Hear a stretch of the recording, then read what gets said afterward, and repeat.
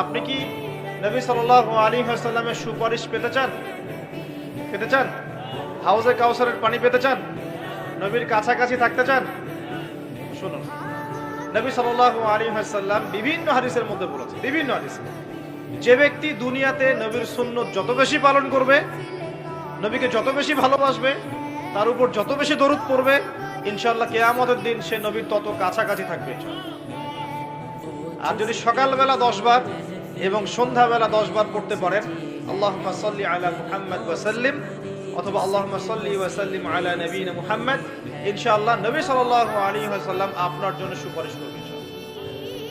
সকালে 10 বার, সন্ধ্যায় 10 বার দরুদ পড়া খুব কঠিন। সকালে 10 বার, সন্ধ্যায় 10 বার দরুদ পড়তে সময় লাগবে সর্বোচ্চ 5-10 মিনিট নাকি?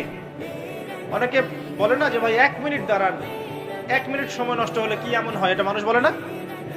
2 মিনিট সময় নষ্ট হলে কি এমন হয় মানুষ বলে, স্পেশালি বাঙালি জাতি এটা বেশি বলে।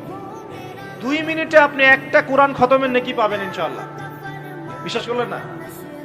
2 মিনিট লাগবে খালি বলতে, কুল হুয়াল্লাহু আহাদ আল্লাহুস সামাদ লাম ইয়ালিদ ওয়া লাম ইউলাদ ওয়া লাম ইয়াকুল লাহু কুফুয়ান আহাদ। 3 বার বলতে কয় মিনিট লাগবে? বড়জোর 2 মিনিট। 2 মিনিটে 3 বার পড়া সম্ভব সূরা ইখলাস। একবার পড়বেন, কোরআনের 1/3 নেকি পেয়ে যাবেন ইনশাআল্লাহ। তাহলে 2 মিনিটে কোরআন খতম দেওয়া যায়? যায় কি যায় না? যায়, ফজিলত পাওয়া যায়। 2 মিনিটে আপনি বলতে পারেন আল্লাহুম্মা সাল্লি আলা মুহাম্মাদ ওয়া সাল্লিম।